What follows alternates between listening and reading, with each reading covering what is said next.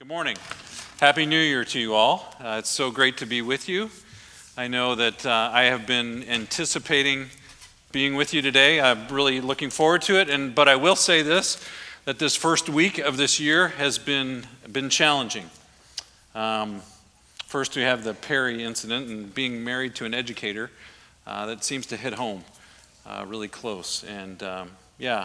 So I feel for you, teachers and educators and staff members. It's hard. It's felt close. And maybe some of you even knew people. I know I talked with some people that had friends or family members that were part of that. And then in Grundy Center, we had a third grade child, Diedrich, who passed away suddenly this week. And it's really sent ripple effects through the school, through our community. And so pray for Diedrich's parents, Terrence and Nicole, and their whole family. It's been hard. Hard beginning to the year. And then I get a call last night from Randy Deacon, who is maybe a friend to many of you here. His mother, who is a dear saint in the Lord, passed away. And so just a lot of hard things as we begin the year. And yet, it's a new year. And there's something about a new year for me that is exciting. It's like being able to kind of turn a page. And one reason why I was really excited to be here with you today is that I'm just so grateful. I'm so grateful to God for the way in which we ended the year. We had some beautiful Christmas Eve services, and God's people, God provided in ways for us to be able to financially move forward, to do what we do. I mean, it just exceeded expectations. And so I want to say thank you to you, to the ways in which God moved in through you and through you. It is a great way to start the year. And so thank you. Thank you so much for that. I also want to say, as we begin this new year, for me, it's like this opportunity to begin some new habits. I don't know if you're resolution people, or word people, or just normal people. Some people are really into resolutions. Some people are really into picking a word for the year, and it's like this new opportunity. Well, I think as we begin this new year, one thing that my prayer, and I know that the other teachers in this series, as we begin this new series, is that our desire for you is that you might have a fresh and new experience of the Lord in this new year. That would be something that you might desire, that would be something that you might pursue. And we want to help you with that, and we want to encourage you that. In fact, we're going to be looking at one chapter in the Gospel of John chapter 15. It's my favorite chapter, I think, in the whole of the Bible. And so I'm excited to be able to read that. But this idea that I can have a new and fresh experience with God, and part of that is learning how to remain with Him every day, to be connected to Him every day. And so I want to read from John chapter 15. And if you have a Bible, I have the words up here on the screen. But we're just going to read a few verses from the beginning of that chapter. And Jesus is talking to His disciples. And He says this: "I am the true vine, and my Father is the gardener. He cuts off every branch in me that bears no fruit, while every branch that does bear fruit, He prunes or cleanses, so that it will be even more fruitful. You are already clean because of the word I have spoken to you. Remain in me as I also remain in you. No branch can bear fruit by itself. It must remain in the vine. Neither can you bear fruit unless you remain in me. I am the vine. You are the branches. If you remain in me and I in you, you will bear much fruit. Apart from me, you can do nothing." So I think Jesus says it this way: if we want to experience a new and fresh encounter with Jesus or with God in this new year, He says a key, and it's not rocket science, He says a key is just to stay connected to the vine. To remain every day is to stay connected to this vine. Remain in me, for apart from me, you can do nothing. What are the ways in which we can remain? What are keys to remaining every day? Well, it is this connection. In fact, the word remain is used 11 times in the first 10 verses of this chapter. It simply means this idea of abide, endure, dwell, pitch a tent.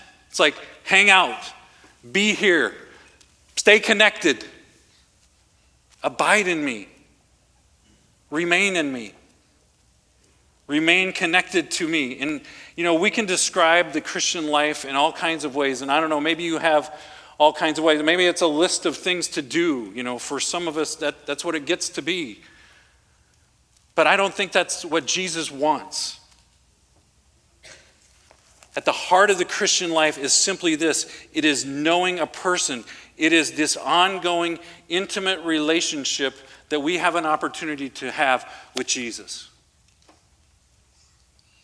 And so as we begin a new year, I want to invite you to pursue this kind of relationship, to be connected to Jesus. What does that look like? Well, it means that I'm going to pursue this intimate conversational relationship. In fact, I believe it means that I'm going to model the same kind of relationship that Jesus has with the Father. I think that's what he's inviting us into.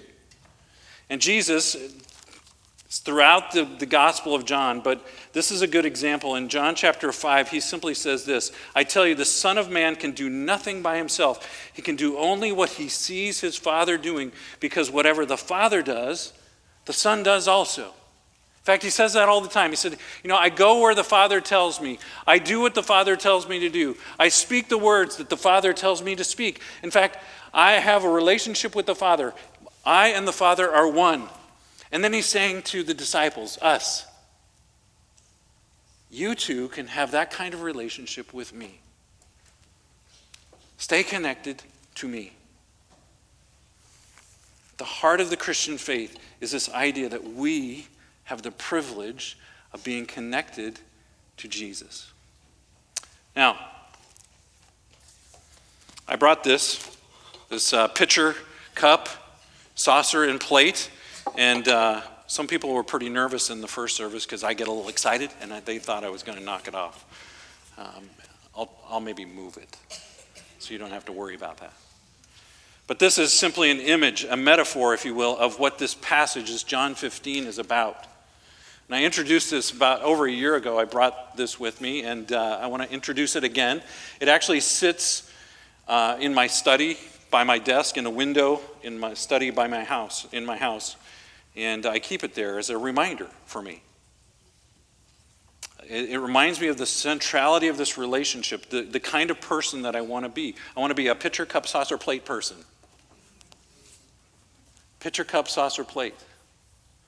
The idea is simply this, that the pitcher is God, and this is my life, right? And although my life is a lot more cracked and dinged and, it leaks, right? But this is my life, and this is where I want to be. I want to be in relationship with God. I want to be connected to him. I want to be receiving from him this overflowing grace and mercy. I want to be in a position where I can just receive his life, this life-giving sustenance, this vine life-giving sustenance. And then what happens is, if I'm connected to him, it kind of works its way out, right? It works its way. When I'm connected to God, I hear his instructions, I hear his wisdom, so I know how to speak or I know how to act. And then so I'm having this encounter. We say this, we encounter Jesus, we meet with Jesus first so that we can hear from him, and then we follow him. And it's like that sort of spills over into my relationships, the people that are closest to me. This is my saucer. These are my people, and these are my family and my friends, my church family. And it spills out over, and I follow Jesus into those relationships.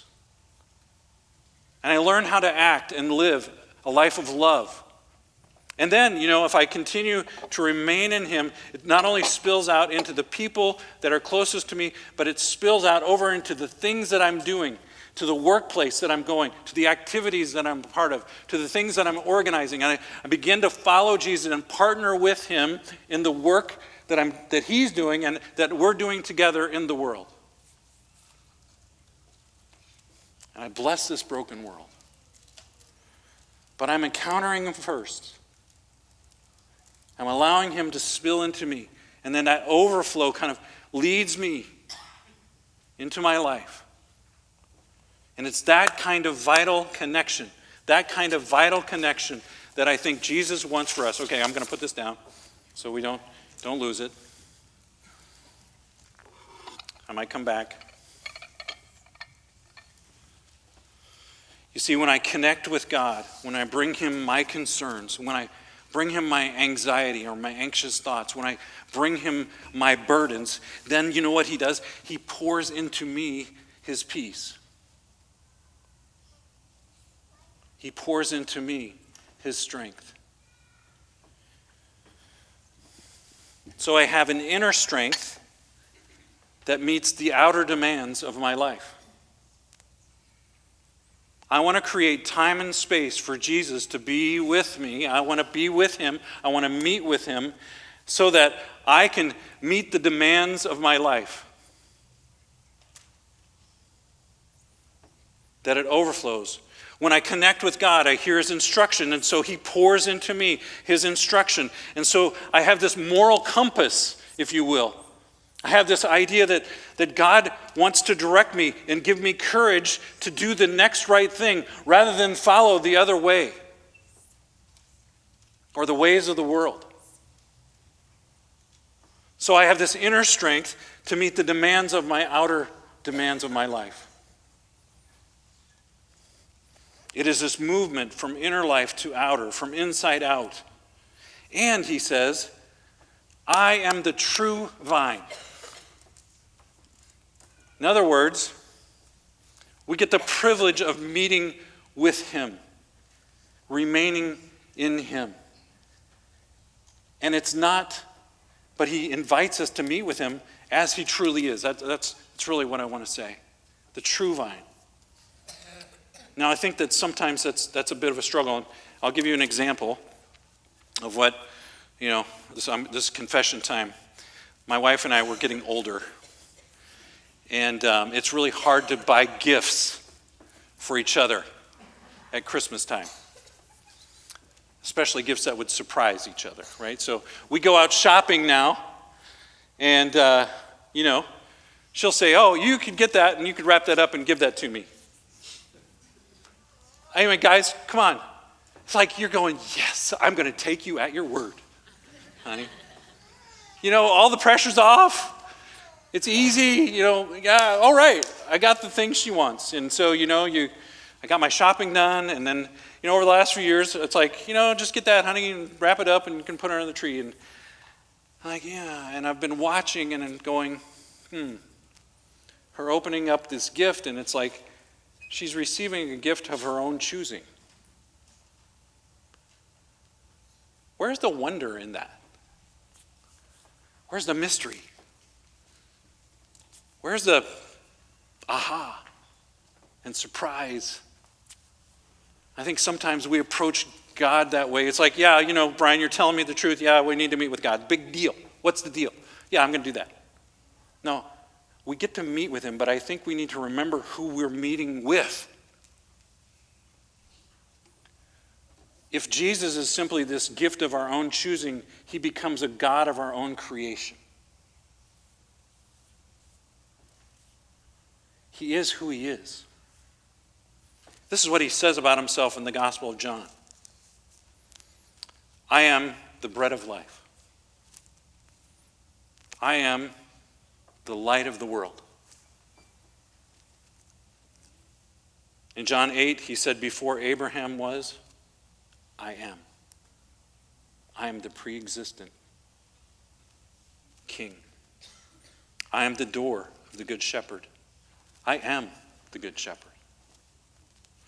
I am the resurrection and the life. I am the way, the truth, and the life. I am the true vine. You want to receive life? Then come to me. Meet with me, but not on your terms. Come to me, meet me, know me as I am. Think about that. We get the privilege. We don't have to, we get to. We get to meet with the God of the universe, the one through whom God spoke and all of creation came into being. We get to meet with him. If we want to experience God afresh, I think we are invited to stay connected in this vital love relationship with Jesus, the one who existed before time began. It is this intimate, ongoing relationship where I'm making a progressive commitment to him through our engagement, through worship, through Scripture, creating time and space to keep company with Jesus. Let's cultivate our friendship with him. Next key. This is what it says. Next key to this remaining in him. I think we need to understand that the role of the gardener is to prune. But pruning is an act of grace and greater fruitfulness.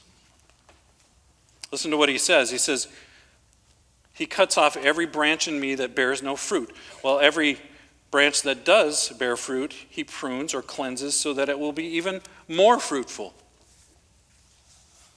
So Jesus is saying, look, my Father is the gardener, and the gardener's role is to prune. And so I'll just share with you, my sermon prep for today was I took this passage and I read it with our kids over Christmas break. And I said, hey, give me some insight. What do you think? My daughter had something to say that I thought, wow. She said, Dad, if I'm connected to the vine, pruning is going to happen. Pruning is going to happen. The Father's going to cut out the dead, things that are not bringing life, or he's even going to cleanse or prune the things that do give life, so that it will, be even more fruitful. Now, I'm not a master gardener. In fact, I don't think I could grow much of anything. But I know many of you are. And, my wife, she dabbles. And we have a friend who is really a master gardener. And we reap the benefits of it. I mean, it's amazing. All summer long, we get these incredible sort of gifts of green things, which I don't know what they are, to be honest with you. But here's what I know about this master gardener. Like, she's pulling off the rot. She doesn't use any chemicals, and so she's pulling off bugs. She's doing all the things. Like, she cuts off those branches that are dead, but she's taking those things that are producing and she's cleansing them. She's making them more fruitful.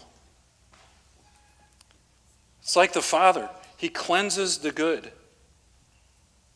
so that it can be even more fruitful. It is an act of grace. It's not even something that I have to do. It's something that the Father does. Why? So that you can experience more life. You can experience a greater life, a more fruitful life. In fact, I want you to experience so much blessing and fruitfulness in your life that would show the world. It would be to my Father's glory that you might demonstrate and show fruit. In verse 8, it says this: "This is to my Father's glory, that you bear much fruit, showing yourselves to be my disciples." Now, I also know that sometimes when that image, you think, oh, God is just a big killjoy. He just, after me, he's going to cut all the things out. He's really not. No. Maybe the best way I could describe that is I'm a football fan, so I've been watching the college football playoffs, and, I was cheering for Michigan over Alabama, okay? I had lots of friends in Michigan, and I was excited about that because I'm not a huge Alabama fan. But I will say, I have come to deeply respect Nick Saban. He's an incredible coach. But he comes off as, like this is the way, And I remember during the season, I saw a little clip of an interview with the quarterback, Jalen Milroe. It was in a time when they were kind of struggling, and he was asked a question, so what's it like to be coached by Coach Saban? And what's your relationship? He said, we have a terrific relationship. I love Coach Saban. He's great. But I have learned something. He said, I've learned that I need to listen to what he says, not how he says it. Right? Because I trust that he wants me to be a better player, to be better for the team, to reach my goals. I believe in him. I trust him. I know his heart. And you know what? Here's the thing. You need to be able to trust the Father's heart, that he has your best interest in mind. Yes, he prunes. He cuts away the bad.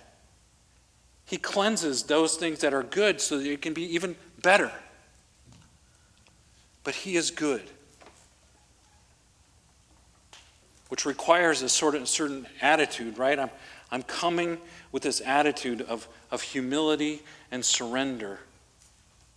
Say, okay, God, I want to meet first with you. I want to be connected to you. I want to meet you as you are, not as I choose you to be. And I open myself to your work. Prune. Help me be a better version of me. Am I open to God's pruning activity? So, I want to give you a little tool. A tool for remaining in the vine. So, if you want to pull out your textbooks, friends, this little bookmark, it's for you. It's a tool. It's called the Daily Examine. It's really a prayer exercise. Here's what it is. It's a prayerful reflection and discernment on my life and daily experience. It is intended to help me become aware of the ways in which God is active in my life and resolved to cooperate better with his gifts and calling. In other words, it's just saying, I don't always notice things in the moment. I'm going to take time just to reflect. I'm going to look back. I'm going to say, okay, where has God been working? Where have I seen his presence? Where have I noticed him? Now, the thing is, I'll be honest with you, I rarely see God in the moment because I'm just trying to survive, right? I'm just trying to live my day. I'm just trying to get by a lot of times and, make it through. And I was having a conversation with a friend of mine who actually lost his wife in August. He buried his wife, and she died from a long journey of cancer. And he came to see me, and he was kind of energized. I mean, I journeyed with him a long time, and he was saying, I knew God was real, and I knew he was with us, but man, when you're just trying to survive. But now, he said, I've actually had time. And I look back and I go, wow, to see all the ways that God was providing for us, for this doctor to enter into our situation, for this conversation, for people to come to my house and help us, to bring food, send cards. It was all these ways. He said, you cannot kind of see God at work unless you're looking in your rearview mirror. And I'm like, yeah, that's a great illustration. It's true. You need to take time to examine. Where has God been at work? And so that's what we want to do in this prayer of examine. You can do it any time of the day. You could do it in the morning. You could do it evening. You could do it at your desk. You can do it one part. You could do all of the parts. It doesn't matter. You could do it for 30 seconds. You could do for 30 minutes. But it's a process of sort of taking your memory and looking back. And so there's 4 simple steps. And honestly, you can do one or all of them. But the idea is simply this, to recognize, first off, can I pause and look back and become aware of God's presence in my life? Where have I seen him? The first time I did this, it was, well, I've done this on and off for a while, but I kind of reenacted this practice, and it was amazing. God gave this incredible sunset in January, of all things, the first day of the year. And I'm like, wow, that was God. Where do I sense the presence of God? Am I looking for those things? The next step is to think about, what are the blessings of the day? What were gifts to me? What were conversations that were had or things that happened? What were ways in which I really saw that was kind of a unique gift given? So where do I see God? Where do I notice that those are things that he's giving me? And then this review, this idea, what review is to me is like simply saying, okay, God, I'm here. I'm open to your pruning. I'm open to your cleansing, sort of okay, where did I blow it? Where did I miss it? What were the conversations that I kind of regret, or things that I did that I'm like, okay. You know what? I've been doing this on and off for the last few weeks, and I catch myself thinking there are a lot of great days that I have, and I'm actually seeing God at work in ways that I've never maybe noticed before. But then I realize I mess up. I mess up every day. That's okay. So how am I going to respond to that? Well, it's not okay, but it's okay in that I'm becoming more aware of it. I can actually partner with God to help him say, look, I want to change that about me. I want to prune that from my life, if I could. Will you help me? So how do I respond? What do I need to say thank you for? What do I need to confess? What do I need to do moving forward? What do I need to become more aware of? So it's a simple tool, simply to help you to examine your life. And I just like, the gym talk right now. Like 30-day challenge. Can you do this? You can do this. You can do this. Let's do it together. I think God will show up in ways in your life, in our life together, that we never expected. So let me pray.